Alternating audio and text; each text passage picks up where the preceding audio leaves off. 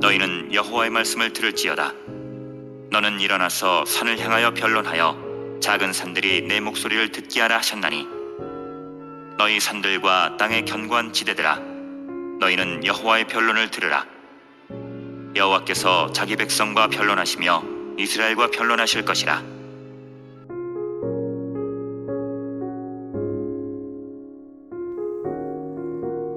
너는 일어나서 산을 향하여 변론하여 작은 산들이 내 목소리를 듣게 하라.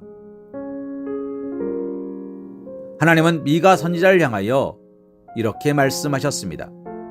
그러나 이를 문자 그대로 산을 향해서만 선포하라는 말씀으로 이해할 수 없습니다. 본문은 이스라엘 백성들을 향해 하나님의 말씀을 선포하라는 의미가 내포되어 있는 것이기 때문입니다. 왜냐하면 본문에서 하나님의 말씀을 들어야 할 중요한 대상들은 산들이 아니라 불순종하는 이스라엘이기 때문입니다. 산들은 오직 하나님의 변론의 증인으로서 하나님의 말씀을 듣도록 호출되고 있을 뿐입니다. 그런데 여기서 우리가 주목해야 할 사실은 하나님께서 미가에게 너는 일어나서 메시지를 선포하라고 명하시고 있다는 사실입니다. 메시지를 선포하는 사람은 일어서서 메시지를 선포하는 것이 당연한 일입니다. 그럼에도 하나님께서 특별히 선지자 미가에게 일어서서 메시지를 선포하라는 지극히 당연한 명령을 주신 이유가 무엇일까요? 여기서 일어나라는 말씀은 메시지 선포에 있어서 적극성을 가지라는 명령입니다. 즉, 주저하지 말고 적극적으로 하나님의 말씀을 선포하라는 명령인 것입니다. 이러한 명령은 미가가 선포해야 하는 메시지의 내용과 관련이 있습니다. 사랑하는 성도님, 미가가 선포해야 했던 메시지의 내용이 무엇이었습니까? 그것은 이스라엘의 죄에 대한 책망과 심판 경고가 주를 이루고 있었습니다. 누가 이러한 메시지를 적극적으로 선포하고 싶겠습니까?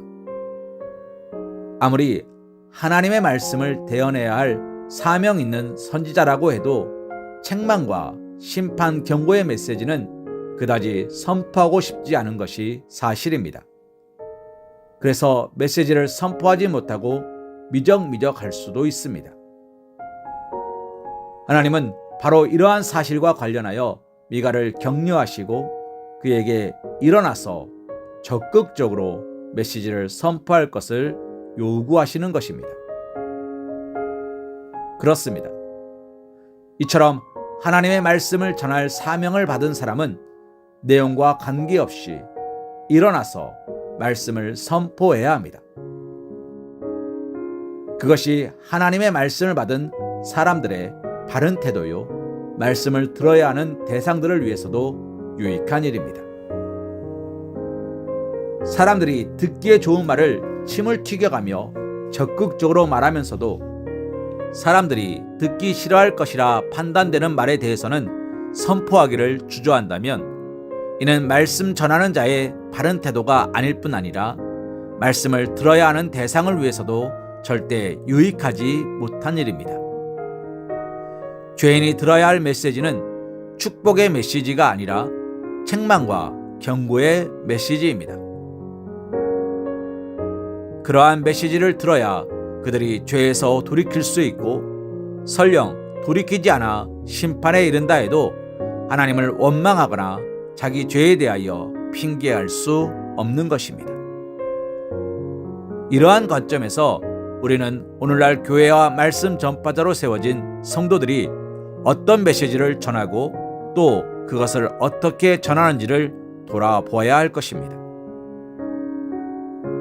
오늘날 많은 교회와 성도들이 축복의 메시지는 힘있게 적극적으로 전하면서도 심판의 메시지, 회개의 메시지는 전하기를 주저하는 경향이 허다합니다. 이는 분명 말씀을 선포하는 사람들이 자신들의 사명을 유기한 결과일 것입니다. 하나님의 말씀은 축복과 경고의 메시지가 함께 있으며 오늘 교회와 세상은 극심하게 타락한 상태입니다. 이러한 때에 말씀 전파자가 축복의 메시지만 선포한다면 그것은 자기의 직무를 유기하는 것으로밖에 이해할 수 없습니다. 결국 하나님은 우리에게서 그 죄를 찾으실 것입니다.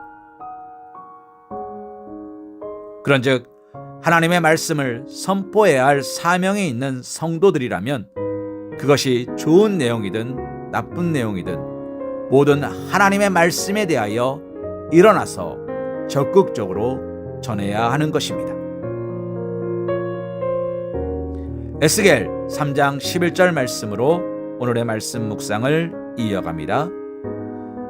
사로잡힌 내 민족에게로 가서 그들이 듣든지 아니 듣든지 그들에게 고하여 이르기를 주 여호와의 말씀이 이러하시다 하라. 아멘.